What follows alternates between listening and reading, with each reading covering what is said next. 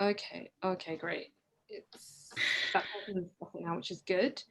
19 people are watching. So would people like to introduce themselves? Should I introduce myself first? And then you guys can introduce yourselves. I'll be hosting today's event, which is about audio and budgeting. My name's Fatuma Khaireh, and I'm an audio producer. At the moment, I'm working on the Mother's Invention podcast, which is hosted by Mary Robinson and Maeve Higgins, and it's about climate change and feminism, and it's kind of trying to elevate the stories of women working in the climate movement. Um, and yeah, um, if anybody else wants to introduce themselves. Sure, I'll go next. Hello, I'm Scott Flashheart. Visual. I'm the creator of the Probably True podcast, which I started on a next to zero budget, and I'm still doing on a next to zero budget. So I can tell you how to do that. Brilliant. Maybe Suchandrika, maybe you next. Yep, hi, I'm Suchandrika. I make Freelance Pod, which is out of my wardrobe, which is over there, and I make it for no budget. And I used to make a podcast called Black Mirror Cracked, which is for the Daily Mirror, but also for no budget. So can you get money to make podcasts? Is that a thing? It'll be fine, we can make them without. Yeah. And then maybe you, Ella. Hi, I'm Ella. I'm a podcast producer for BBC Studios, which makes me feel slightly bad, but I started off in indie podcasting with the indie audio drama community. I got my start as a runner on Wooden Overcoats, which is made very, very cheaply, especially for a large ensemble cast sitcom with an orchestra. Cool. So perhaps maybe we can talk about, because a lot of you have come from backgrounds where you've made podcasts on literally next to no budget. It might be good to kind of start with Scott and your journey into making low production cost podcasting. Sure. I originally started doing podcasts because I wanted to do a YouTube channel, but couldn't afford the equipment for a YouTube channel. So, you know, but then I got into podcasts and decided I liked it more than, I'm not that pretty. I don't really do well with video, as you can tell.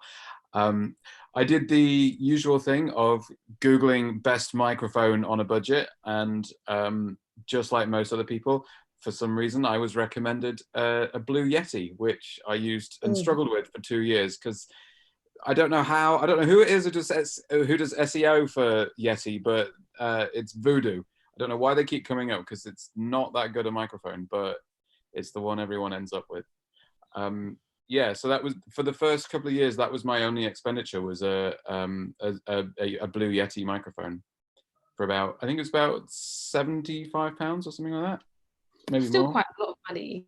Yeah, it was. And I think I had this idea that if I got a good microphone, I could suddenly sound like Roman Mars. You know, because that's all that was missing, was from sounding just like him, was having exactly the right microphone. And it turns out that's not true. And even if it were, it's probably not a Blue Yeti, but never mind. Like, in terms of like other expenses, like was it just like the microphone, or did you like get a studio, or were you doing under the duvet, like? Always under the duvet. I actually kind of like it that way.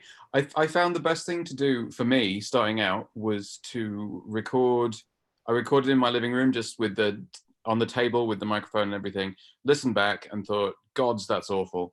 So then I put a few cushions around the microphone, and then I tried doing it under a duvet, and eventually it became, I found the best setup was essentially a pillow fort with soft on all sides. There's a little video somewhere of me turning a dining table upside down and using that as the tent poles for a duvet pillow kind of arrangement around my head, which was lots of fun finding that out. It was just a problem-solving thing, really. Just try something, and if it's slightly better, keep it. If it's not, try and find out why.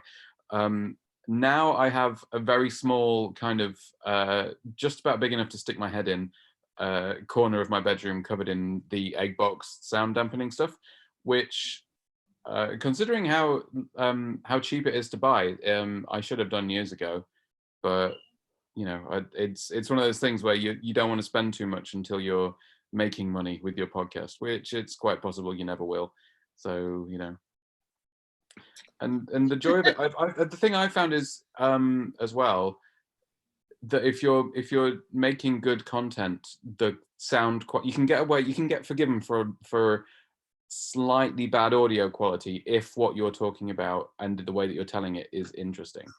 So you don't need to sound perfect as long as you're engaging your audience and you're talking about something that they're interested in. That's, yeah. No, absolutely. Like, so like there are sort of like, as well as like the microphone, there's sort of like other expenses in terms of like hosting and all those other things and putting them on like, you know, different platforms like, you know, Apple Podcasts and like Spotify and all those other things. Like, how far into your process did you think about like that aspect of things? From the beginning, I think because I wanted because I think I was focusing more on making sure that I was writing good stuff, and also I didn't really know where to go for this kind of thing. So I kind of said, all right, hosting I think was £5 a month. It might be $5, something like that. It was not a lot. It was I went with Libsyn originally, and because the way they're hosting, a lot of the others have followed suit now, but the way their hosting was set up meant I didn't have to deal with Apple Podcasts or iTunes as it was then, and then when Spotify came out, I didn't have to set up anything new. It all went through Libsyn, which was really handy. But yeah, it was always kind of there and kind of weighing on me that I was paying this money for the hosting every month, even when there were months when I wasn't putting any content out. It was a little bit kind of, oh, maybe I should put something out to kind of justify this cost of it just sitting there. And obviously, you know, it's one of those things that once you're into it, you kind of just have to, you kind of say from the beginning, all right, I'm in this for long haul. I know it's only $5 a month, but it's going to be every month for quite a long time. Otherwise, people won't be able to listen to my stuff. And yeah, I think that was kind of where I stopped spending. I was very loath to spend any more money after that, just because I didn't have any, to be honest. Yeah. So does that answer the question? Sorry, Yeah, I just kind of absolutely. No, absolutely does, because I think that like I think that a lot of people who are kind of wanting to get into podcasting, okay, well, you have to have really big production values. You have to go to like a podcast studio, because there are quite a few that have emerged at the moment, some of which are really cheap, some of which are like quite expensive. And there are ways to be able to do it at home that are affordable and that kind of help you to sustain yourself. Because I think that that's the big thing. Because, you know, when you were just saying about you were spending £5 each month, even when you weren't making anything. And there's that motivation to be like, okay, well, I've invested this much into it already, like I can continue, even if it means, okay, I'm gonna like regroup and like do some other things for a bit and kind of go back to it at a different stage. And I think that it's just, yeah, that it's as much as it's the financial expense, it's the sort of like emotional expense and the personal investment into something that you want to commit to. And perhaps, you know, maybe bring it over to Suchandrika, like, how did you sort of like get your start in podcasting, and like, what were sort of like your initial expenditures, and how did you kind of go about making your initial podcast? The first one I made was a news organisation. It was the Daily Mirror. So they already had something in place with Audio Boom, so we didn't have to think Blue Yetis as well, because obviously nobody knew what kind of microphones to use if they weren't already in broadcast. And there was an old radio line studio. So if someone back in the day would ring up a radio station because they were going on, it was that kind of little soundproof room that we would use. That was it. And there was still quite a lot of trial and error from that. So we went with all the regional newsrooms, they just would have like a glass meeting room, and that would be all we could use, and that wasn't great. Obviously the Blue Yeti isn't the best microphone. It's not very portable either. So for me, I was mostly making it in the studio, but like for the politics podcast, they're obviously going over to Parliament, and it's quite a big heavy microphone. And then also we were talking earlier about remote recording, which is the kind of recording a lot of people watching this video will want to do while we're on lockdown, because you can't go out and meet anyone at the moment. And so how do you do remote recording with the kind of standard setup that we had? And there are lots of different ways of doing that, but you need to ask someone or like actively go and find out about that. So that was useful to have done it within an organisation. But then when I went freelance, then I realised I was taking all the costs on myself. So I use Libsyn, which is $7 a month, but you can use Anchor, which is free. If you're about, you can try Anchor, it's completely free from what I know, and then you're not losing out on anything. And then I was just looking for my microphone. So what I actually use now is it's like £12 microphone. Can you see it all right? Was it from Amazon? And it basically plugs into your phone. So it'll go into any phone that has a jack. I know some people have phones that don't have jacks. I don't have a solution for that. But this microphone I found is very directional. So it picks up like your very little else. And I found that really useful because I do an interview podcast. And that's pretty decent quality for such a cheap microphone. So that's what I tend to use when I'm interviewing people face to face, or I use something called Audio Hijack, which is software that can pick up remote and record us on 2 separate tracks for editing. So that's how I do it. In terms of like other expenses, when it came to sort of like building your podcast, like building audiences and, you know, using things like Buffer and all those other like social media tools, did you kind of invest in that stuff when you started making freelance podcast? So I just use Audacity, which is free. And there's actually a really useful website called Auphonic, AUPHONIC.com. And you can put your file into that when it kind of to go on, so right at the end of the editing process, and that makes sure everything's at the same volume. So I find that often my interviews are a different volume to when I've recorded links. So Auphonic is free for 2 hours a month. Some of you might have multiple, in which case it's free for every email address for up to 2 hours a month. So that's just a tip there. I've never paid for it. So apart from Audacity, Auphonic, and Audacity's got a lot of editing tools within it, like noise reduction, if you've got a constant noise in the background.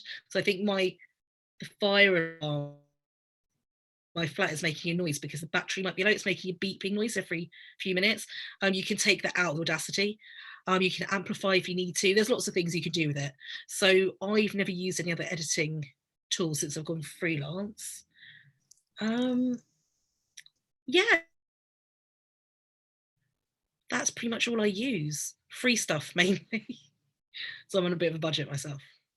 That's kind of perfect for like the audience, because they're generally speaking people who are going to be in a similar position and who will kind of want to do things in a way that's like, you know, as not lo-fi, but just as like financially sound as possible. I think for a lot of us, it's like you want to invest your time and your effort into something, but equally you don't want to like bankrupt yourself making something, particularly if you're new to it and you're not, well, of course you weren't as new because you had experience producing audio for the politics podcast that you made.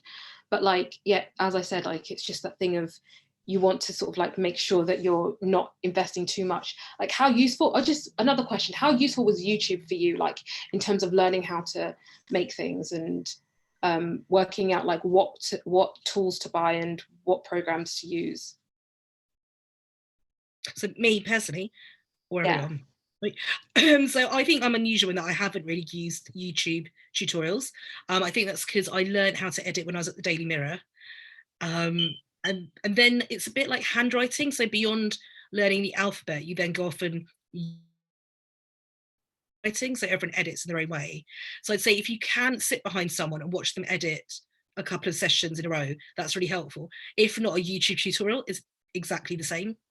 So I think Sarah possibly might have some ideas on good YouTube tutorials. I'm sure we could find some links to some good ones. I've heard things about YouTube. I've just not used it myself. Oh, and I think Ella, you want to say something? Yeah, just to add to that, there's a really useful website called transom.org, which is TRAN for November, SOM for mother, which is organized by American Public Media, where they collate tutorials that are both written and also videos for people on everything from audio editing, recording, post-production, interview techniques, etc. And so you've got a lot of professionals on there. Occasionally you get people who are like the folk working on This American Life and some really interesting programs giving their advice for free for people to be able to kind of search for articles and videos. So I'd say like in terms of both the quality of the teaching materials and also kind of the variety, transom.org is a really good place to go if you're looking for kind of online resources.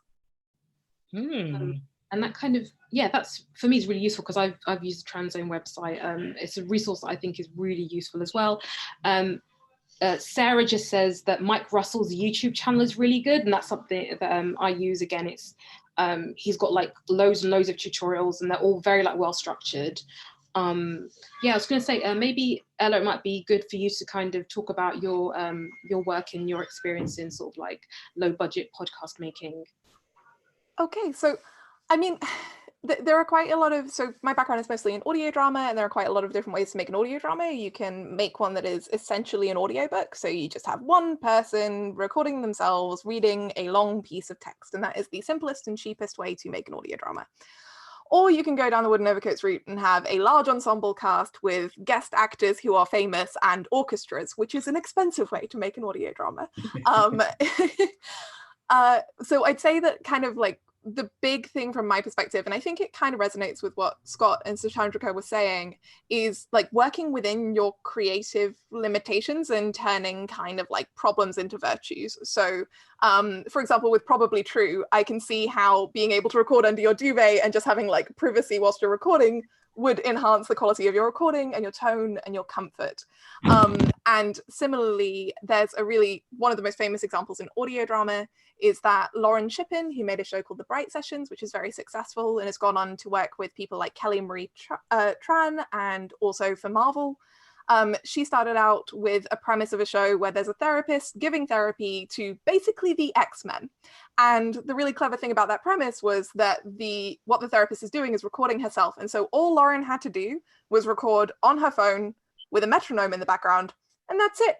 Doesn't matter if the audio quality is bad because it enhances the fiction. It makes you really think that a therapist really is just recording her patients in her room. It's not for anything that's going to be shared anywhere. It's her own private notes. And so finding those creative ways to work around your limitations, I think, is one of the best ways to save money when it comes to making audio drama. This is a question from YouTube, and it's about like expenditure on artwork and music. Have any of you guys like had experience of like sort of like sourcing those things? And I had my artwork. Sorry, Don, did you go first? No, you. Okay. My art. I was quite lucky in that my artwork was a present from a friend of mine who was a designer who didn't speak much English and needed help translating something official, which I did for her. And as a thank you, she drew a little line doodle of me, which I then which sat in my Dropbox for about a year, and I had nothing to do with it. I was like, oh, this is nice. Don't know what to do with that. And eventually, because it was so simple and so kind of easily recognizable, I thought, oh, I'll use that as my my artwork. In retrospect,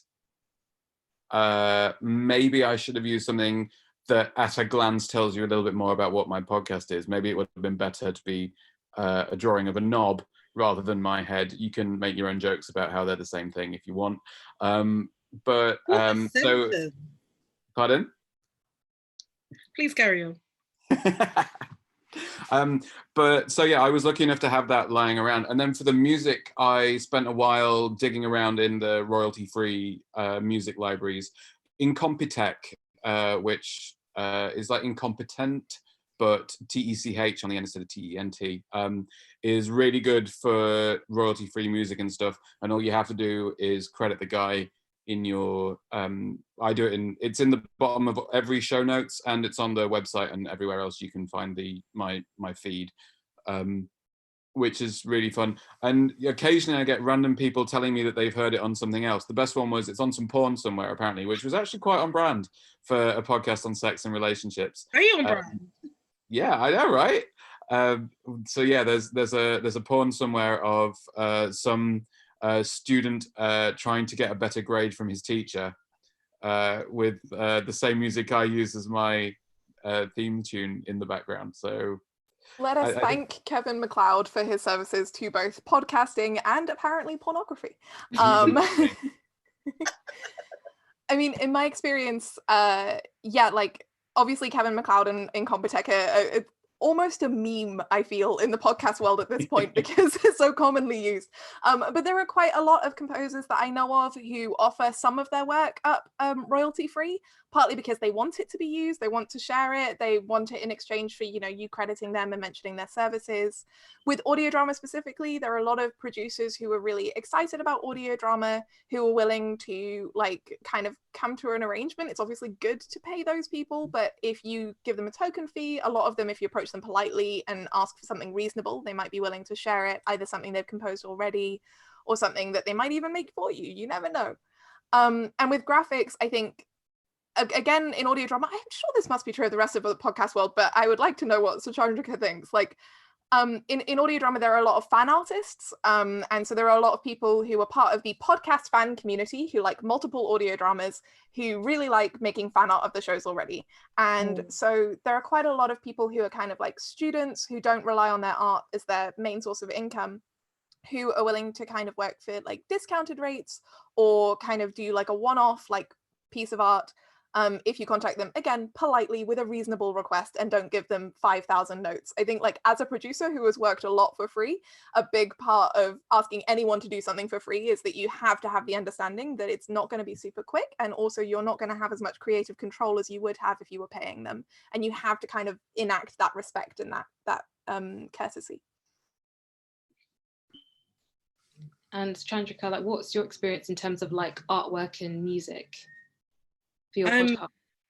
So for Black Mirror Cracked, the producer took the sound you get at the beginning of the show Black Mirror, where it sounds like glass cracking, and reversed it and made that theme tune.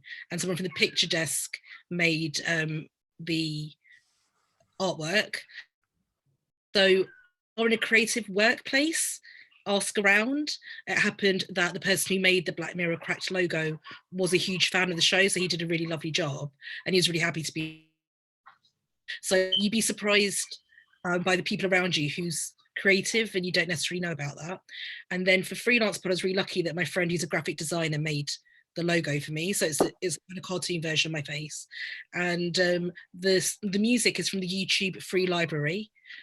So I went through it. You can look through by genre and by mood, which is really helpful. So I looked for electronica because it's like about tech and the future and the internet. And I also looked for like something happy. And then I came across my one. And then I just credit him in the show notes. I don't think he even asked for it, but that's always quite a safe bit to credit the person who made it.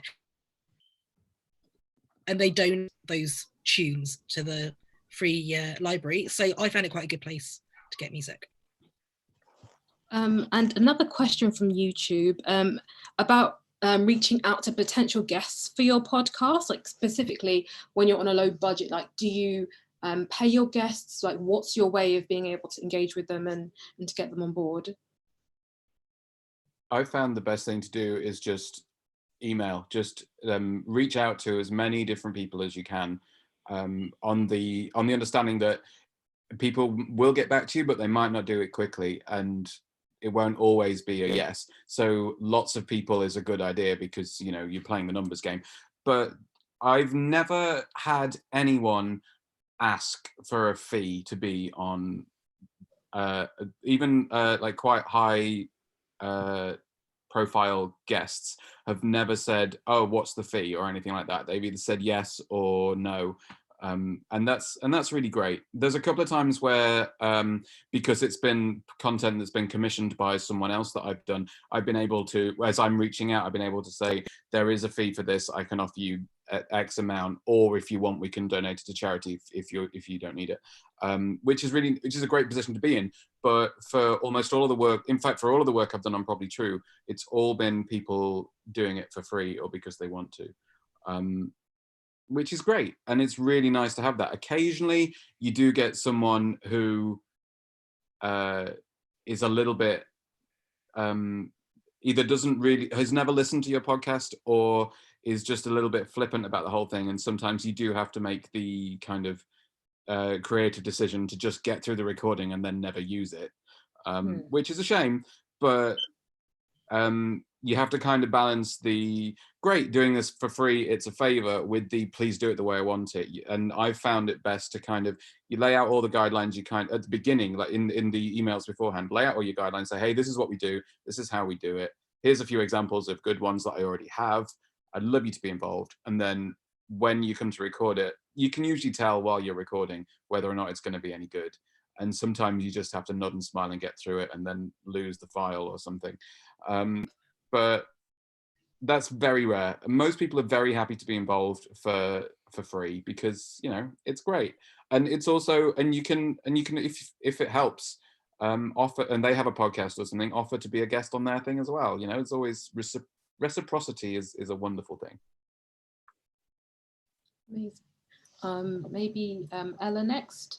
Like, of course, you're one slightly different in that it's audio drama, and how, and maybe slightly different question in the sense it's like, how do you get people to sort of like, you know, work on your audio drama for a low budget? Yeah, so I mean, oh, so sorry. No worries. Yeah, so like, I mean, there's a couple different things. Like on the one hand, you've got like asking people to be part of your core cast for free or little money, and then you've got asking people to do cameos and guest appearances. My favorite story about someone doing a cameo was that there's an audio drama called The Amelia Project, which is about people who are trying to fake their deaths and are being interviewed to find out if they're interesting enough to have their death faked so they can start a new life.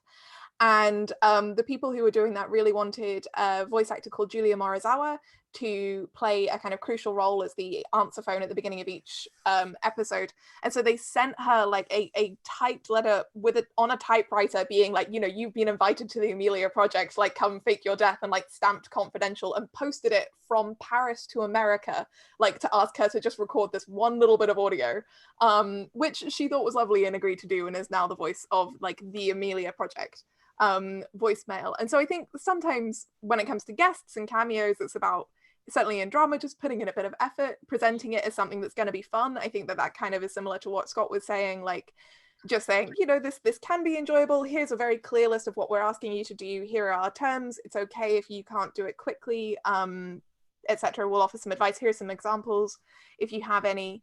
For core cast, it's a slightly different thing. Like you have to go into it with the understanding that if someone is a full-time actor, that is their income. And if you're asking them to do days and days and days of work for free, then that is an enormous favor that isn't necessarily an acceptable thing to do very quickly. But what you can do is work with people who are interested with trying out new acting techniques. So a lot of actors aren't able to get experience voice acting because when it comes to radio drama, there are fairly limited slots of people who can get paid jobs to do it, even with Audible. So a lot of actors might be interested in getting some work reading audiobooks or working on radio drama. And so you can say, hello, like if you seem to be looking for more roles as spooky scary villain or sexy gay lady, would you like to play a spooky scary villain in my audio drama, and I'll edit something for you and help you make your voice real. Here's a very clear definition of how many hours I'm going to be asking for, and you know what the role is going to be, and that kind of thing. I think, again, just to echo what Scott's saying, it's about clarity, and it's about courtesy, making things as easy as possible for the person that you're asking. Thank you for that. Suchandrika, what's been your experience of getting guests?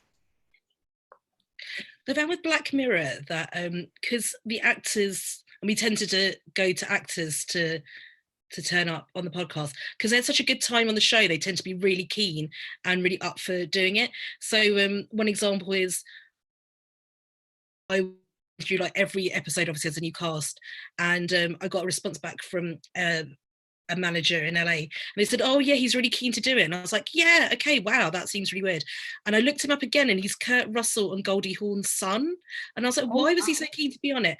And I think, you know, this was going back a bit, this was back in 2017, but I think don't underestimate how nice it is for a star to be on a podcast and to tell their own stories, because they're used to press junkets, which are 20 minutes in a hotel room. I've been on quite a lot of them, and it's just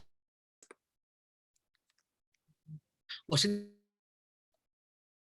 blah, or they ask about their private life quite a lot. And what I tend to find with podcast interviews is that you're not really looking for that kind of thing. You're trying to elicit kind of long form storytelling from them. You want passion, excitement. You want your podcast to sound exciting. And it's you're asking them, you're saying, tell me stories, tell me what you're interested in, and you're steering them towards their strengths. And that isn't always true with press junkets. So don't underestimate how excited they might be by the opportunity. And then with Freelance Pod, it helped that, for instance, Charlie Brooker, he'd been on the Black Mirror Cracked. So it wasn't too difficult to ask him to come on again. But then with other people, like the Twitter's director of curation, so Joanna Geary, I kind of vaguely knew people who knew him. We had worked at the same company, but years apart. So I kind of went in with that. But what often with Twitter, when it's someone senior from Twitter, it's usually Bruce Daisley, who's the person who's on podcast, because he has his own podcast and he's written a book about work culture. And I thought, well, she seems pretty senior as well. Why isn't she getting asked just as often? So I just asked her, and she was just as good, because if you see people are kind of on the podcast circuit and they're doing lots of podcasts, they might be great, but do they work for an organization? Is there someone who they also work with, or who's quite similar to them, who doesn't seem to be doing that podcast circuit? Could you ask them? Because they might be keen to come on, and also they might tell you different stories. It's always a compliment, never be afraid. I've had lots of people never respond to me. And that's just, I'll chase up once, maybe, but that's kind of people's own decisions. But usually people are kind of happy to be asked, and it's a compliment. We've got another question from YouTube about Patreon and crowdfunding. Have any of you got experience of doing crowdfunding and other kind of platforms in terms of funding your podcasts? I do. So I think that most audio drama is either relying on Patreon or crowdfunders like Kickstarter or Indiegogo. And I think it's important to kind of go into it with like what you want to get out of it, and also an understanding that certainly in the case of something like Patreon, it is very, very unlikely to become your sole source of income. So you should only ever think of it as a subsidiary source of income rather than a primary source of income. And a lot of people have ideas about like what their Patreon is going to cover. So I've seen quite a few audio dramas set up goals where they say, this goal means we'll be covering our hosting costs this month. This goal means that we'll be able to start paying our actors a minimum wage. This goal means everyone gets a living wage. And so there's a lot of transparency about like where the money's going, but also what they're using it for. As far as they're concerned, they're not using it to make money. They're just using it to break even so that they don't have that endless $5 ghost haunting you, and looking over your shoulder. Whereas with something like Kickstarter or Indiegogo, that works a lot better, obviously, for a self-contained season. And in that case, you kind of do the numbers beforehand and you go, okay, what's the minimum amount of money that we could make this series for if we're going to be paying everyone fairly and making this properly? And you nominate that, strategize, etc. with Kickstarter. In terms of whether or not either are viable, I think both are viable, but as one of multiple sources of income. So with audio drama, you're going to be making money through live shows and merchandise, as well as through your crowdfunding and Patreon. If the only thing that you're making money from is Patreon, then you're going to be needing to create quite a lot of material. And because audio drama is time consuming and does take multiple people and is not as quick to make as like a single voice podcast, it's going to be really difficult for you to spend that much time making enough content to kind of justify the Patreon.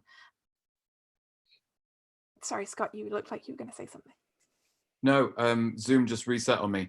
Sorry. Okay. Yeah, it looked like you disappeared. I went away for a minute. Carry on. I mean, to be fair, that was it. Oh, okay.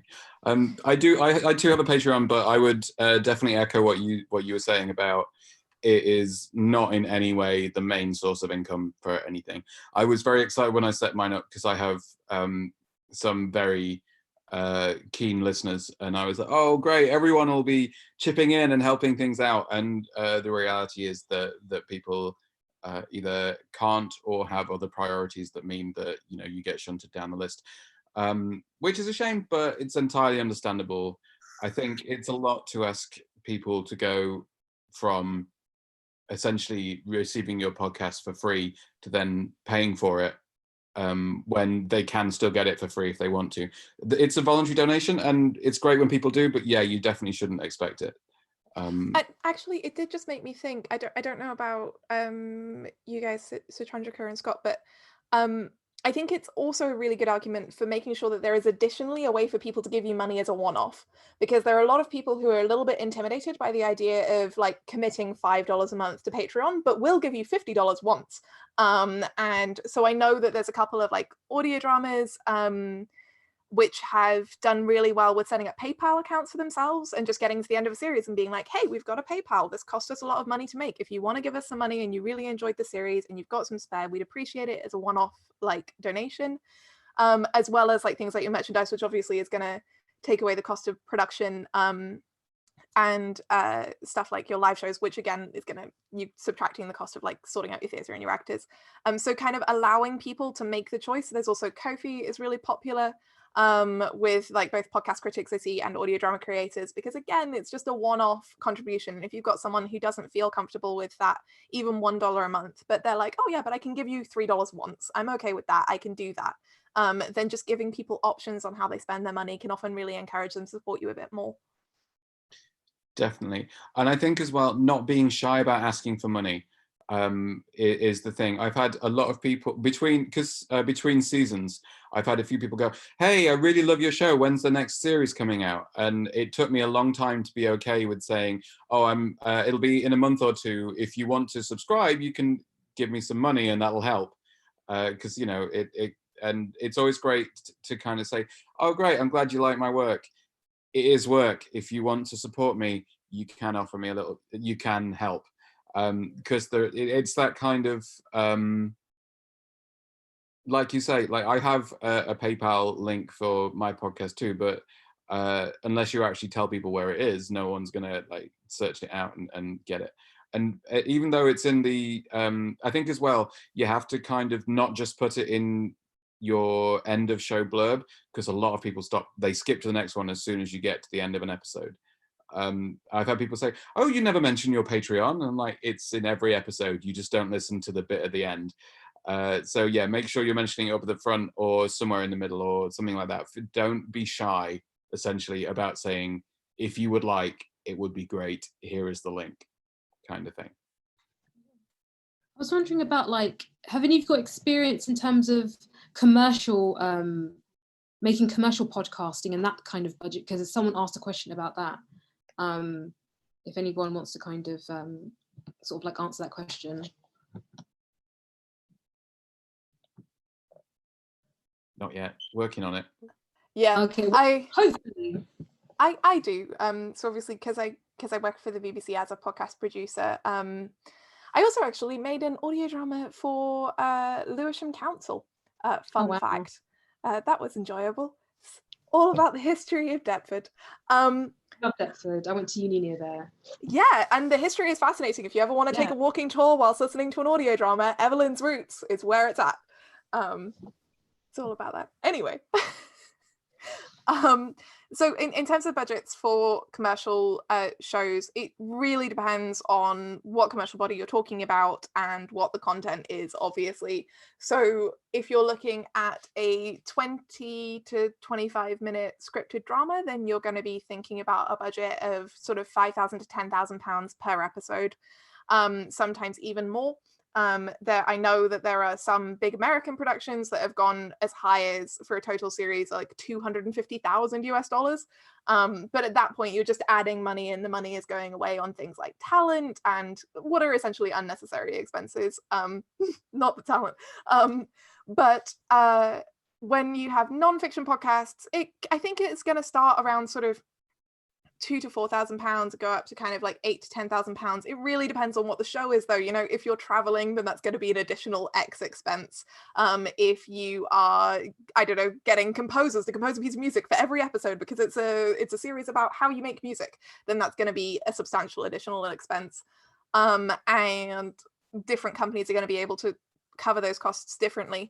As a rule, I think if the person asking is looking because they're interested in trying to work with a commercial commissioner, then it might be worth reviewing the publicly available commissioning briefs that a lot of these commissioners have, especially the BBC ones. They do have like guidelines on how much money that they would be expecting to kind of provide and how much money they would expect a certain podcast series to cost. So sometimes it helps to just kind of like take a bit of time to Google. But yeah, those are kind of the rough figures that I'm aware of. Yeah, I think I've kind of had a similar experience. That seems to kind of be the budget. And I think that it's interesting when you do things for like branded content, like that budget is also slightly different. And those ones are harder to find publicly.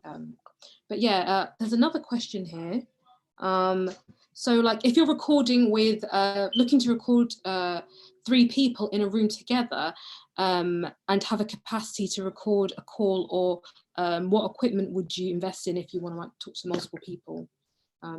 If anyone's got experience with that, like multiple people in one room, if that makes sense to people. I would say, as a rule of thumb, if you can, make sure everyone has their own microphone, even if they're all the kind of tiny lav mics like the ones Suchandrika showed us earlier.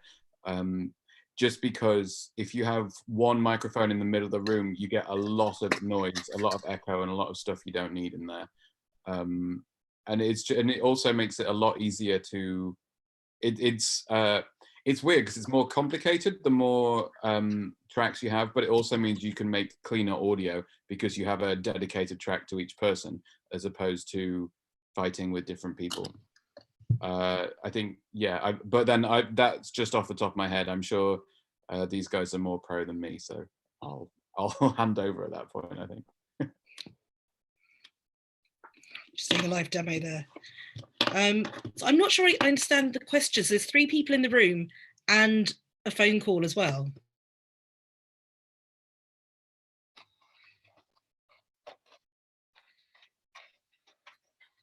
I mean, yes, number one, if you're recording someone over a call and you don't have audio hijack or one of the other ones that we can mention, then get them to record themselves. Get the person at the other end to record themselves, because it's always going to be better because they'll be nearer the mic. It depends on what you're doing with the 3 people in the room. So if it's a round table and they're going to take turns, you can pass a mic along. But if it's more of a discussion and people are going to jump in and they over each other in time to make their points and all those sorts of problems. So it depends on what you want to achieve with those people in that room. You can do it minimally, but they have to behave themselves and like not jump to make points. They have to like wait for the microphone to come to them. So those kind of trying, it might not work fully. Try it again a different way. Like I think all of us can attest to that. There's been tons of trial and error. I've had to go back and re-record people. It's been really embarrassing. I've lost recordings. They've been in such poor quality I couldn't use them. So I don't think any of us in audio get away without doing that. Specific prescriptions for you, because it depends what you want from the audio, but give things a go.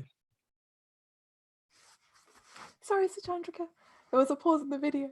I would say in terms of equipment to invest in, then maybe one of the best ones to invest in is a Focusrite like mixer. I think like Gen 2 is cheaper than Gen 3, which recently came out, and Gen 2 is basically the same as Gen 3 without the bells and whistles. And what that is a thing that you can plug multiple microphones into and let people hear. And that lets you record multiple tracks at the same time for your 3 people in the room. And then your 4th person, yeah, I agree with Scott and Suchandrika, you're going to want them recording themselves. I would also say a couple of important things to be wary of. First of all, syncing issues. Syncing issues are so irritating, where you're trying to put everyone's audio together and you notice that they're phasing, which means that you're hearing a weird kind of echo. The way to get rid of that is to clap loudly when you begin your recording, because this will come up on everyone's recordings and you will be able to see that obvious sonic cue. It's a place to start. The second thing to be careful of, and I'm not sure how much this would come up in nonfiction, but it is a little frustrating if you're trying to like edit like out a sentence or something, is to be very wary of bleed.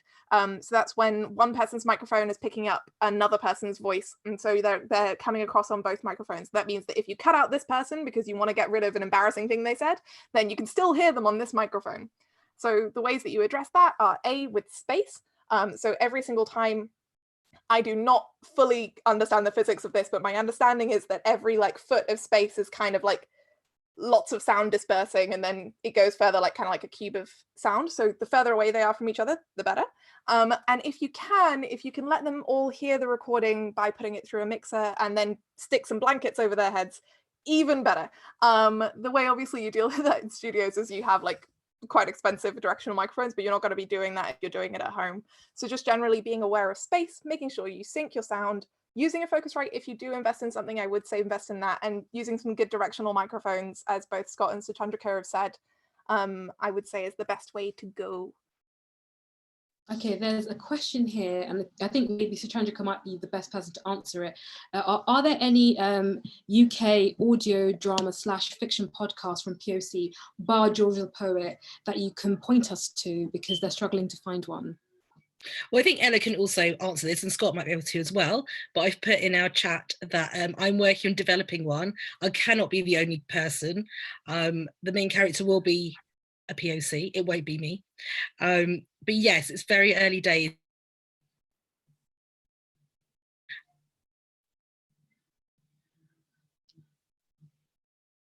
Course, we're working on doing one while we're locked down with Corona. So that'll be one more to add. But I'll pass it over to Ella, because you know so much more about the audio fiction landscape than I do. Thanks. There are a couple. There are not enough. Audio drama in general is way too white. It's a problem. But Radio Elusia, ELUSIA, is about to come out of Birmingham, and that's from a really interesting company that includes multiple people of color who are directing and producing, which is really cool, and also starring in the series. So check that out. In terms of existing ones, Max John from a podcast production company called Definitely Human, which is one of the biggest audio fiction companies in the UK, is British Chinese. So he is himself a person of color and works with people of color to make dramas like Mars Corp, The Bunker Way Back When, currently down, and also an improvised show called The Infinite Bad, which is finished, and a new improvised show called Pax Fortuna. I feel it's quite important to kind of make the distinction between also, Jacob Roberts-Mensah is making Dem Times, which is amazing. It's about a kid who grows up in London who is British Ghanaian and gets sent to a Ghanaian boarding school. So everyone in the show is a person of color pretty much, and that's a really fantastic, a really funny show that I strongly recommend. They occasionally do live shows as well, so if you can make it to London, do check it out. I think it is important to draw the distinction between shows where there are people of color creating the show and people of color just in the show, because obviously when people of color are creating it, they have significantly more power and control over like their identities and their stories. But it is also worth mentioning that there are a lot of voice actors of color in the UK. So, for example, Layla Khatib plays a starring role in a podcast called Victoriosity. Kareem Cronfley plays a starring role in a podcast called What's the Frequency, which is an American podcast, which is very creepy and weird. And also Frank Voss and Helen, I cannot remember Helen's surname, that's bad, Helen Gold, are both in a podcast called The Magnus Archives, which is made by a company called Rusty Quill. So there are a couple of podcasts that have voice actors of color, but if you want shows that are specifically created by people of color, then check out Dem Times, Radio Elusia, ELUSIA, and everything made by Definitely Human, the podcast production company. Brilliant, thank you for that. There's another question. Actually, maybe Scott, do you want to answer? If you've got any recommendations, please let us know. I think Ella's was really quite comprehensive. I was struggling to think of them, and then as soon as Ella was listening, I was like, oh yeah. At the moment, no, but if I think of any more, I will chime in. Brilliant, thank you. So this is a question that actually may be really good for Scott. Like, what advice do you have for aspiring presenters / voiceover workers who want to start building their portfolio? Oh, blimey. Maybe don't do what I did, which was spend £300 on a professional voice reel, which then got me no work at all. So maybe don't do that. I would say have a listen to there are so many different kinds of voice work that you can do. Have a listen to some people's voice reels. Go on Mandy Voices, I think it is, and listen to some professionals kind of voice reels, or even Google people like Ollie Mann and other really kind of famous voiceover people. Have a listen to what they've done, and then have a go at doing something similar. You don't need to get the backing music and stuff like that, but just start.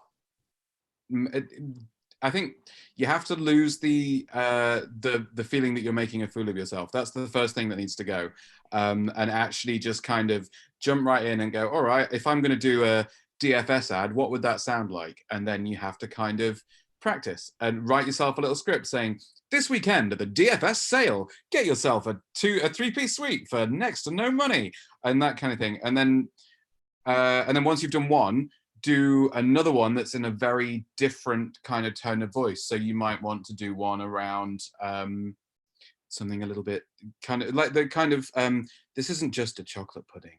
This is an M&S chocolate pudding. And to really kind of show your range, do a few very different sounding voice things, and start reaching out. There's a lot of people who much like us are, and students especially, who need voiceover workers who can't afford to pay union levels. So, and they cast out for students and things like that you could do for free or just for the exposure. It's better than nothing. And yeah, maybe don't go for the professional reel until you've actually got a need for it, because if you're anything like me, it's a waste of money. Do you think the podcasting kind of helped you in terms of getting voiceover work? Do you think like casting people have like heard your podcast and thought, great, we want to get Scott? I'd like to think so, but none of them have got in touch. So maybe it's put them off. Maybe I tell too many knob jokes. You can never tell too many jokes. That's what I said. But the people at M&S didn't agree. I don't know. I think it's one of those areas that if you put in, it's much like anything else, you have to put the work in to get anywhere. And it can be quite disheartening and quite soul destroying to just keep throwing things against a wall and nothing sticking. But yeah, keep pushing. If you can, talk to people in the business and say, look, here's my thing. Could you have a listen and just tell me what I need to change or what I could do better? And I think that's a key thing as well, just on that, is don't say, what do you think to this? Because everyone will just go, oh yeah, it's great. Yeah, great. Well done. Yeah. The better question is, how can I make this better? Yeah. Because you give them permission to actually give you feedback. But yeah, I'd say it's just keep pushing and get on the directories and the websites, have a listen to what professionals are doing and do the same kind of thing, would be my advice. Brilliant, thank you for that. Any other sort of like contributions to that? Like any other of you guys had experience doing voiceover work or anything like that? Yeah, I did some in my old job. So I voiced over training videos, which really helped. So that went into my kind of voice reel. So again, like if you're working in an organization, if you can do anything like that. I mean, even if you're just putting up, once you're a bit more accustomed to podcasting, you put up your own podcast training video, like you can voice it over, like pretty much anything can go on your voice reel now. You can go and get the kind of £300 ones made in a proper studio. And I think like for commercial work, like the thing where it's like do the Tia Maria adverts, like drop your voice an octave and then do the other kind. But I think a lot of work that I've seen on mandy.com is like e-learning, voice over this video. It's kind of quite more like straightforward stuff, because people are making lots of videos these days. So like your podcast is your voice reel. Can you do live shows? So you can do live shows in like a room in the back of a pub, or you can do live shows kind of anywhere, and again that will be recorded, that will be evidence of the fact that you can present. So I think certainly I did 3 live shows last year. I think that really helped me get presenting work as well. So for me, the podcast, like Freelance Pod, has always necessarily been about money, but it's been about showing that I can present and kind of being a kind of voice reel in that sense. So if that's what you want from your podcast, take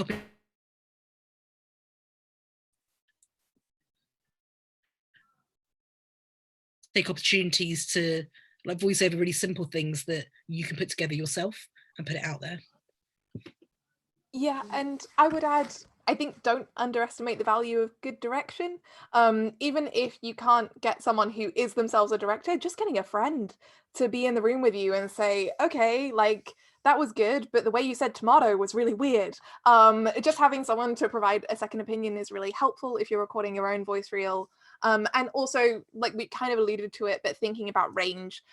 So I know that a couple of people on Mandy, we keep mentioning Mandy, be on Mandy if you want to put yourself out there as a voice actor. It's a very useful place to be. And there's a lot of Facebook groups as well, but Mandy is kind of the most consistently useful if you're not kind of paying for a professional account somewhere like Spotlight if you're an actor.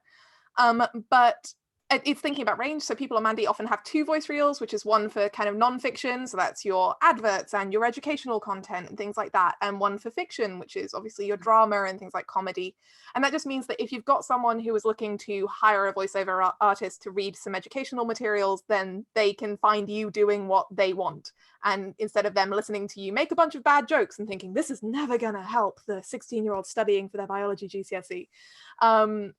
So I think of that, and then in terms of range on drama, like make sure to have the standard contrast, you know, have a little bit of romance, have something scary, make yourself a villain, make yourself a kid if you can do that, show any accents you can do, show your ability to do variety, make some jokes. Try and make sure that you've got a couple different genres in there so that people get a sense that no matter what their project is, they can hear you doing something similar to what they want. Brilliant. We're going to take a short break and hopefully be back in about 5 minutes so that people can stretch their legs, pop to the bathroom, you know, do other things. But yeah, so we're going to just like take a short break. I'm going to mute and probably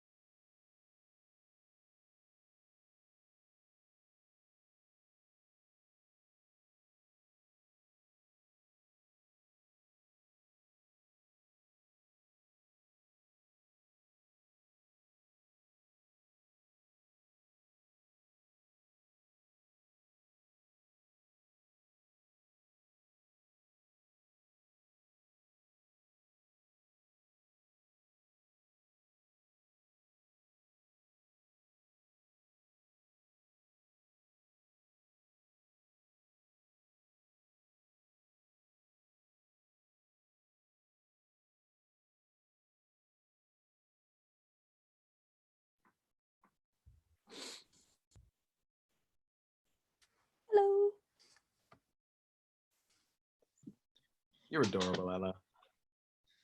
Hello. And you too, gorgeous. My hands hurt now. Aw. It's very cold to go out clapping out there. It was very very clappy around my way. Lots and lots of people, lots of clapping and cheering. It's quite moving. It was good. There was someone just above me who works the NHS, and she was like, "Oh, I've been working," and it's like, "Thank you." Now they hurt. Oh. My hands hurt now. My hands hurt now.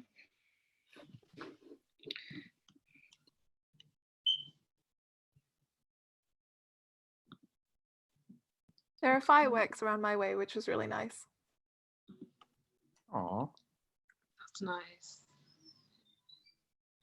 We all kind of. Oh yeah, there's another question here. Oh yeah, we're apparently we're back and we can start. Okay. Is there any funding available for independent podcasts? Yes. Audio UK exists. And specifically is built to fund podcasts. The British Podcast Awards every year give out grants now, especially for kind of like podcasts from new perspectives and new voices, and the Arts Council occasionally fund podcasts as well if you can prove that there is a public interest or a public good in it. Those are three that I know of, and I think that there are more. Is worth kind of researching what exactly you're doing. So a lot of councils and kind of heritage bodies are willing to fund podcasts as long as there's kind of a reason for why it would serve their community or help them. Depends on what you're making.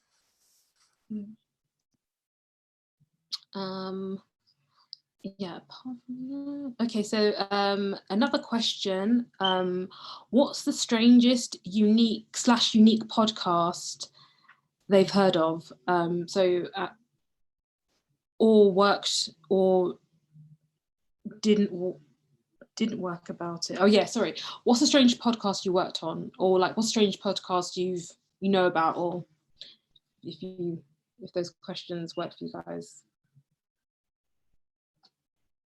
I wouldn't call this one strange so much as quite a nice idea, but Ellie McDowell's field recordings, which she started making just as we were going into lockdown.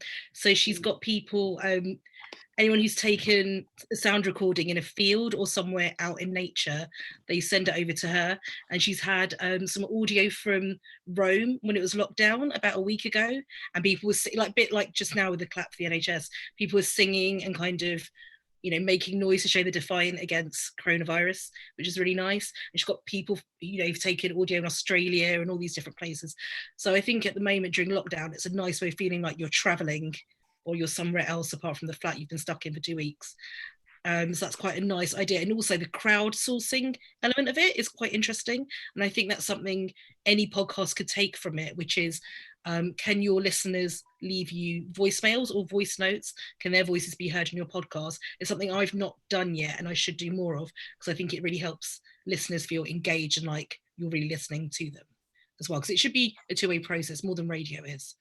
So I thought field recordings was a very original way of podcasting. It's pretty cool. There's a thing, not necessarily, sorry, Ella. No, I want to hear what you have to say. I was going to mention there's this thing called Audio Playground. So it's really cool, and basically like you get given tasks.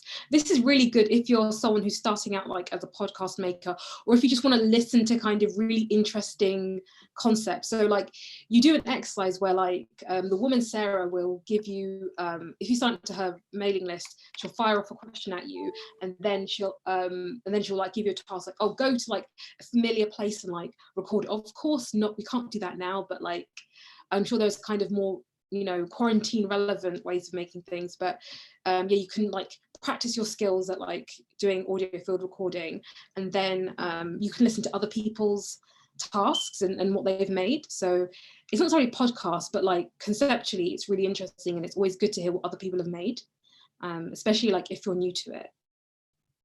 Sorry, yeah, Ella.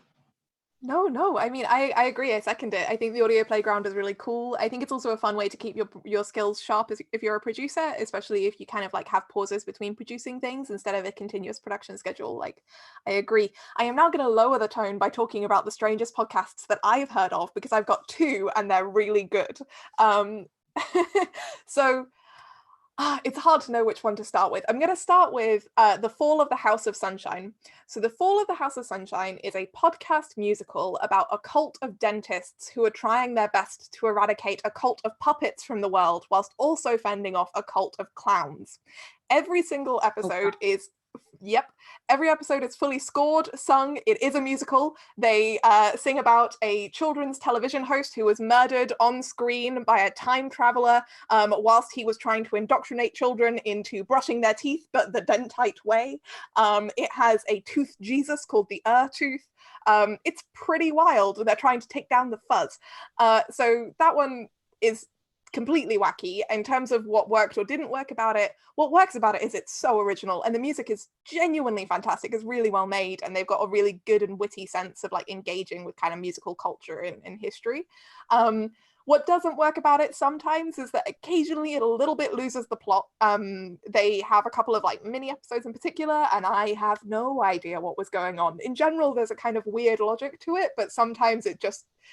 I feel like what happened was they were like, this would be a really funny joke. We're going to make a 20-minute episode. And that's cool. But about 3 minutes in, it gets a little less funny. The other one is Gay Future. So Gay Future is based on a fictional young adult novel written by Mike Pence about a future where everyone is gay and one prophesied straight boy called Mikey is destined to save the world. It features a school where people get sorted into being tops or bottoms by John Travolta with a sorting hat, detention with Principal Slut, a band of lesbian anarchists, and other such weirdness, including a really quite libelous parody of Clay Aiken and Ruben Studdard. Clay Aiken is president of the gay country.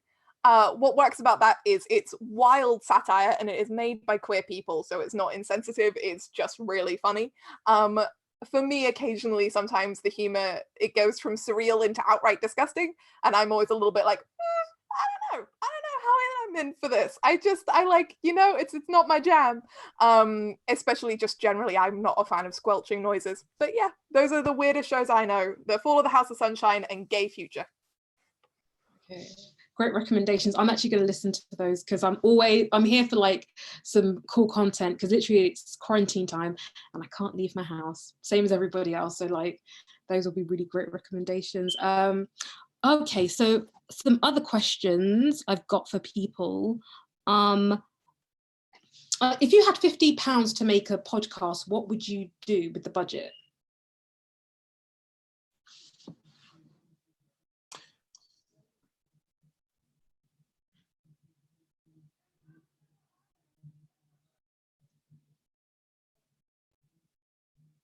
I would probably buy a lot of those, the lavalier mics that I keep showing you, these guys.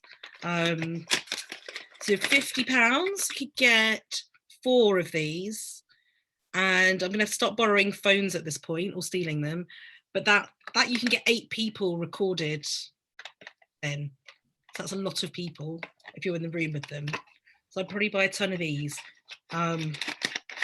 The rest of it you would have to borrow, steal, barter for. It's part of the fun.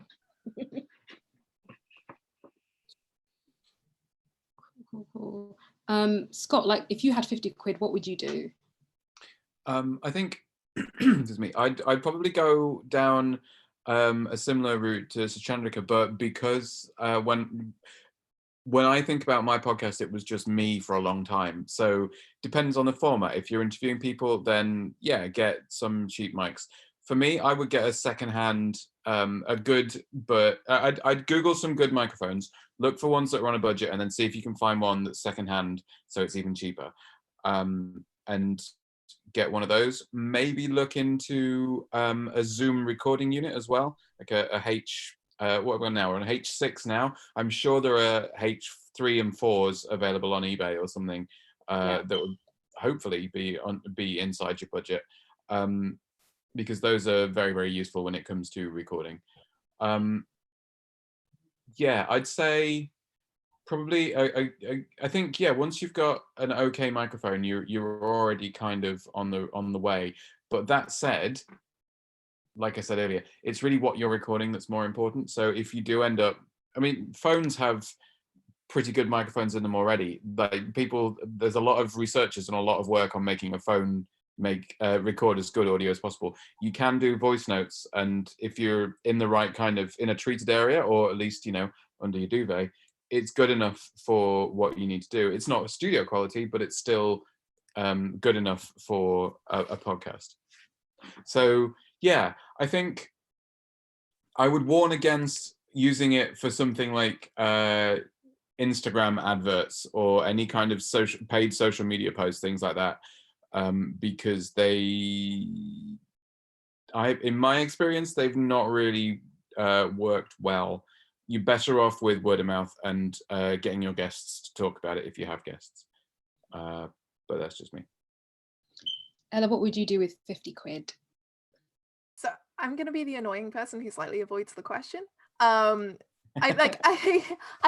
agree with both Suchandrika and Scott in that, like, yeah, I think checking eBay, checking mics is a good thing to do. By the way, by the end of this panel, I will actually go buy some of those like little lapel mics because you have convinced me. I just want one now. They seem really useful. But what I would do is fit my format to my problem. So I would come up with a concept that required like very short episodes that people could record on their phones. I would download Voice Record Pro for free. I would set up a free hosting service because they tend to have kind of data limits. So I'd make sure that everything is on an MP3 and is pretty small and short, but then I would have the bad audio recording quality be a virtue. So I would say, okay, it's a world that's full of ghosts, and the ghosts interfere with the audio, and now the living people have trouble talking to each other because they can't go outside because of all the ghosts. Oh, can't go outside.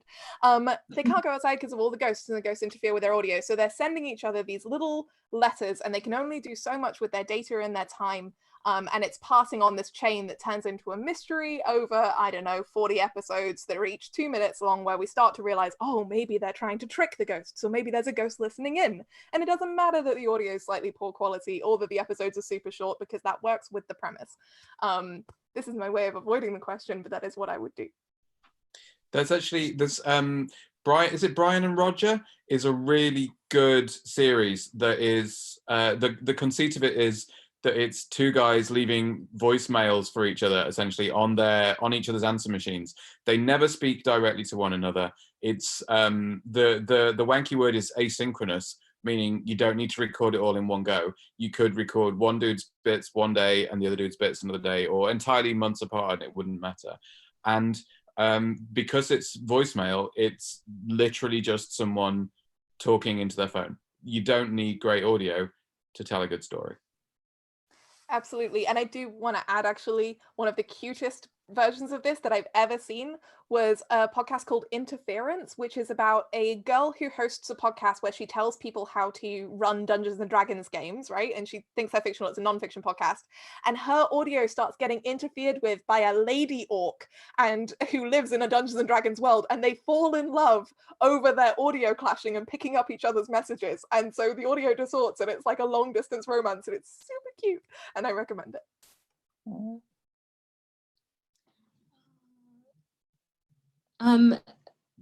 Okay, sorry, there's some other questions here.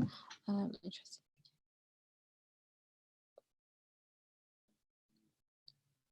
Okay, maybe talk about like idea development, like how do you come up with like concepts for like the things that you make? How did you come up with Probably Not True? That'd be really interesting to hear.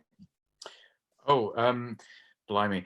It was originally going to be, I wanted to do, it started with the realization that LGBTQ culture isn't transferred from generation to generation. You don't grow up in a queer house, so you don't hear from parents and grandparents about what it was like to be LGBT when they were young and things like that. So there's a lot of so the history and the culture kind of is being reinvented all the time, and I wanted some kind of way of helping people my age. I was a lot younger when I started thinking about this. It took me a long time to get into it, to access previous generations, and also to leave something for the people who came after. It was originally going to be a kind of textbook, like how to be gay, but then I realized no one reads books, so it was going to be a YouTube channel. And then it turns out that editing video is really hard. So I was like, oh, I have the scripts now. Let's start here, and I can always just add video later if I want to. And yeah, kind of went from there. It's seems to be doing okay. Yeah. You've won loads of awards, which is amazing. I know. I don't know why that keeps happening, but I'm not complaining. So yeah, it just kind of, I think it was a little bit like what Ella was saying about turning your problem into your opportunity. For me, it was, I wanted to do the writing, and when I'd done the writing, writing it as a book didn't work. Writing it for a YouTube thing wouldn't work either, but writing it for a podcast kind of fit, and it's gone from there, and it's developed as I've gone along. And yeah, I think part of the main thing that I found is, as soon as you have the start of an idea, do something with it. It doesn't have to be perfect. You don't have to release it, but just start working on it. Like record something, like put something physical out there, just so you can see if it works. You can kind of test the concept a little bit.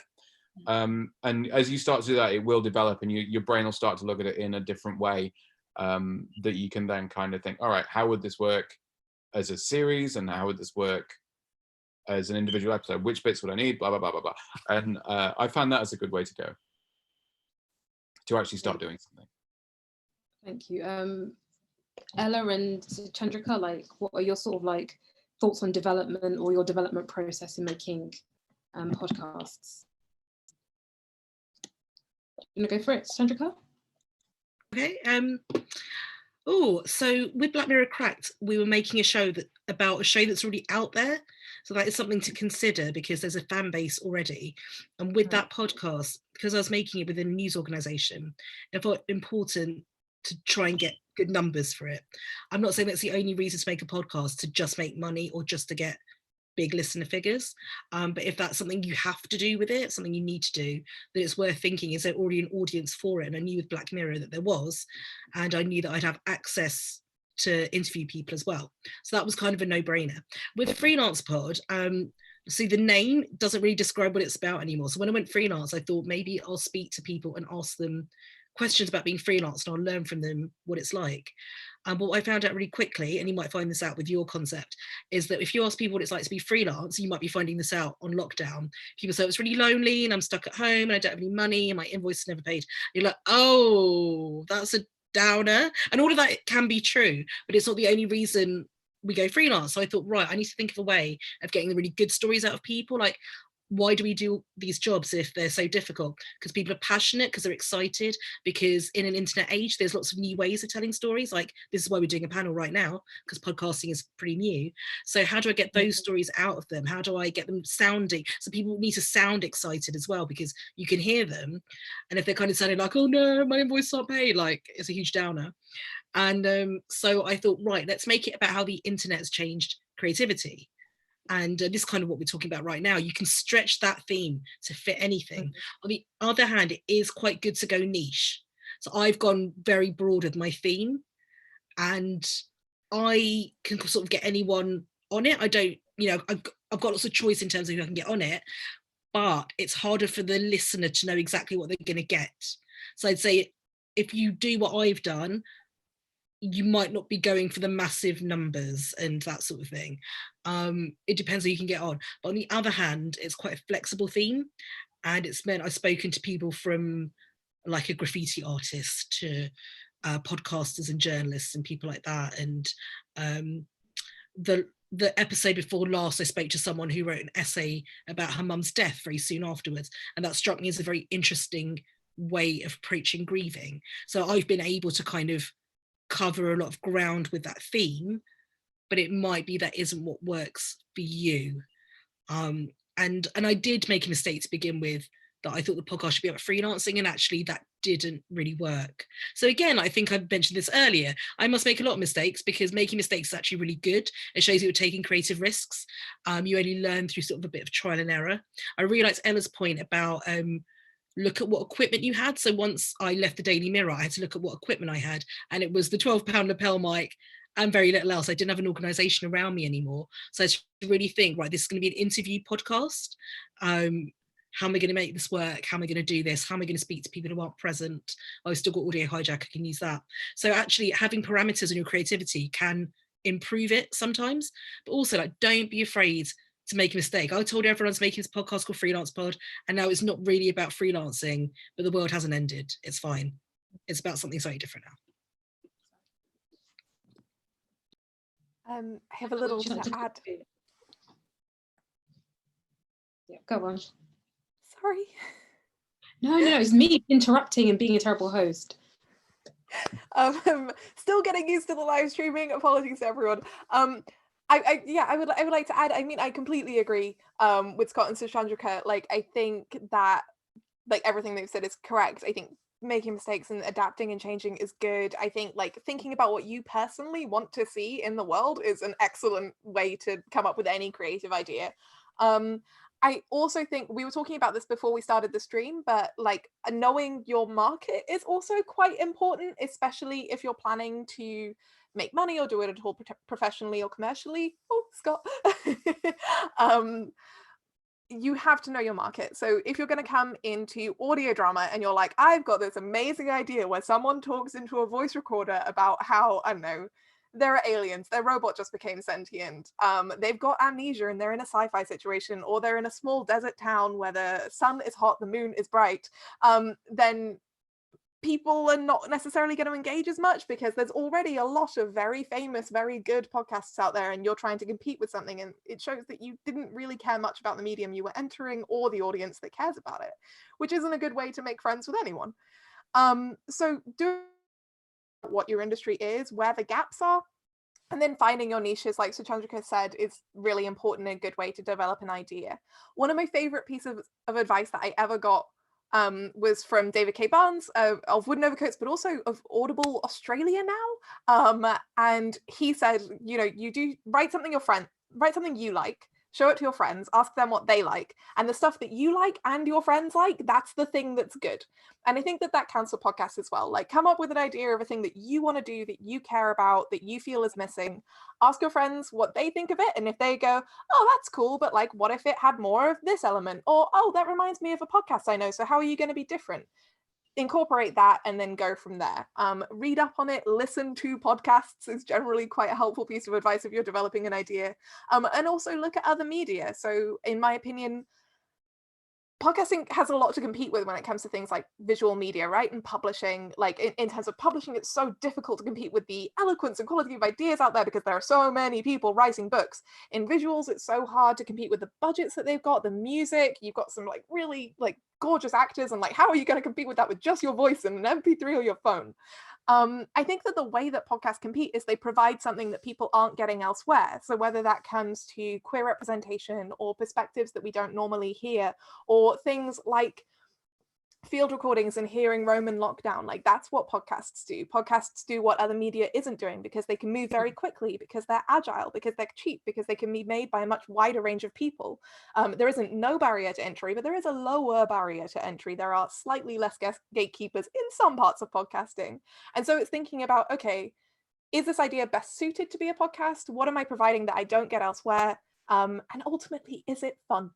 It's got to be fun. It's not going to make you lots of money. You got to enjoy it. And if you're not enjoying it, you've got to figure out a way to enjoy it. Brilliant. Thank you for that. There's two last questions before we go off. The first one is about, like, I think we've kind of covered it, but maybe do it in a bit more specific way. Like, this is related to like lockdown and quarantine. Like, how do you sort of like, what recording tips do you have for people wanting to make audio on a budget during quarantine? And the next one is about hosting. Okay, I would say, excuse me, if you're recording remotely, so you still want to do interviews, but people are stuck at home and things like that. It's a great time. Everyone's theoretically got a lot more time. I haven't found that to be quite as true as it should be, but never mind.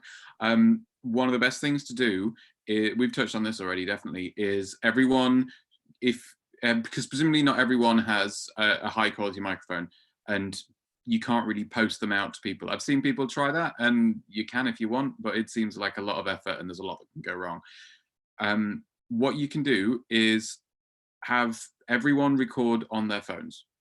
It seems basic, and we've mentioned it a couple of times, but if you have, say, like we're doing a Skype call now, if you wanted to record this, we could all be sat here with voice record or voice memo or whatever, doing this, pretending we're on the phone, but actually talking on Skype.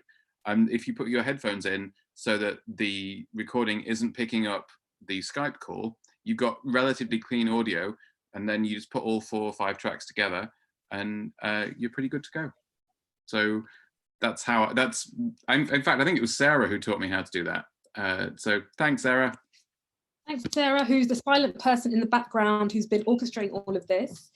She's lovely, but very, very shy. And yeah, so any other sort of like quarantine related like audio tips? Scott's ones were really amazing. I can't think Sarah's of really, it's not mine. Oh, Sarah, but both of you collectively are amazing.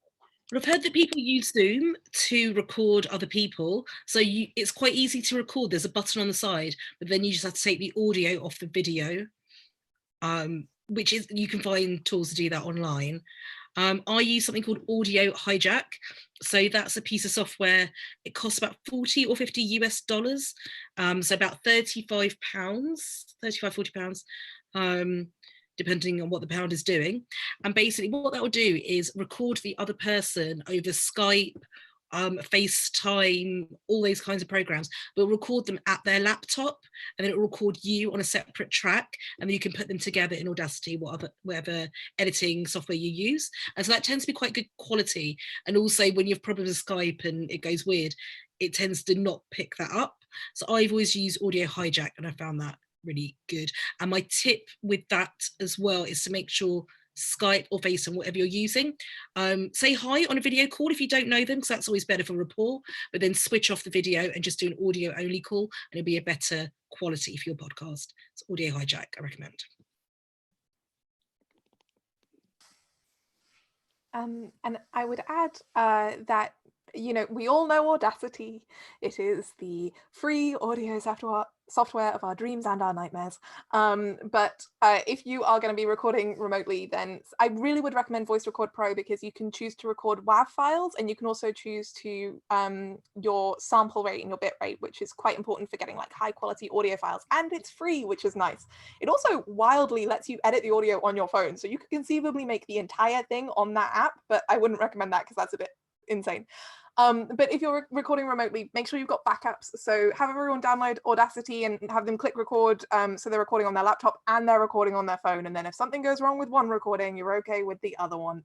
Both of them are free. If you want to strip audio off a video, then Audacity has the function that lets you record the sound of your computer. So you play the video that you've got recorded, and then you click record on Audacity, make sure that it's running through your computer. You want to test this first, but there are lots of tutorials, and you'll be able to strip the sound off. It won't be perfect, but again, just make that a virtue. In terms of drama, it's a good time to be writing scripts. I'm gonna be real with you. And if you want to be writing things, that's always going to be useful. But if you want to be recording drama, again, just think about your limitations. Think about Lauren Shippen recording someone with a metronome in her bedroom. If you are going to come up with an audio drama, this might not be the time for the full-on Wooden Overcoats orchestral ensemble, but it might be a really great time for the bright sessions. So make your challenge a virtue and have fun with it. Brilliant. Suchandrika, anything else to add or anything like that? On the remote recording? Yeah, and hosting. So that the hosting question, like platforms to put like your audio up on, because like we've got the standard ones, and of course they like cost a bit of money. So like, is there kind of any free workarounds to like hosting your podcast? I think Anchor's free. and you can record directly into it. So I suggest using Anchor if you're worried about maybe podcasting, except for me, I'll just try it. So yeah, try Anchor, it's free. And then I don't know what level of statistics it has. That's the main thing you lose out on when you pay little or pay nothing, I think. Having said that, you'll find statistics in Podcast Connect, so Apple will have stats, and Spotify will have stats as well, and they're pretty decent. But what you get with the Libsyn or any other host where you're paying is you get sort of more granular stats. And if you want to eventually go and get sponsorship or just prove to anyone you have a certain kind of listenership, then it is quite useful to have stats. But just when you're starting out, I wish there'd been something free that I'd known about. I'd use Anchor, and it means you can move up to something paid for if you want to. So I'd go with that. Brilliant, some really good advice. Maybe Ella, have you got something to contribute? Or? I do indeed. So I just shared a couple links to some articles from Discover Pods, which has a list of free podcast hosting services as well as cheap ones with comparisons about what they do and what stats they have and stuff. I'd say, like, as a rule, because podcast hosting like changes quite a lot, and these providers change quite a lot and change their plans and stuff, try and find something that's within the last year. But there are a couple of digital magazines that kind of look at the podcast industry and will summarize this information for you instead of you having to go forever on Google and end up cursed with the blue yeti. So I personally really like Discover Pods. I think it's some good journalism. Also, the Podcast Host is quite a useful place to go if you're trying to find some advice on things like hosting services and any kind of technical issues. They do quite a lot of useful summaries and cross comparisons about the capacity based on what you want to make, what stats you want to access, and kind of where you're going with it. Cool. Scott, you've got something to contribute? Go for it. I was just going to say, do a Google. And stuff like Discover Pods. I think maybe less so, but I find Pod News is a really good daily newsletter that gives you the headlines around podcasting stuff that you can then click on and read about if you want. But even just the headlines is quite interesting. It's a little bit industry focused, so there won't always be something that you can use. But when there is a new service offering like a free hosting service, or there's a new editing software that's new, that's doing a free trial or something like that, it's always in Pod News. And I think the one that I've been playing around with recently was Descript or however you pronounce it, which you record your audio elsewhere. I think you can record directly into it, and it runs it through transcription software, and then you can edit the text. And as you edit the text, it edits the audio. So if you delete a paragraph from the transcript, it takes that paragraph or that word or whatever out of the recording. And if you copy and paste and kind of reshuffle the things that it's transcribed, the audio changes to reflect that as well, which is really interesting and quite handy if you don't have a lot of people talking. So for me, because usually my podcast is just one voice per episode, it's really handy to shuffle people around and kind of have a more visual representation of the audio. So yeah, but yeah, I got that through Pod News, which is great, and you should check it out. Brilliant. Any kind of final sort of like words before we go off? Just to say, we're going to have a live chat on Zoom. So the link should be in the Eventbrite, and also on the Twitter.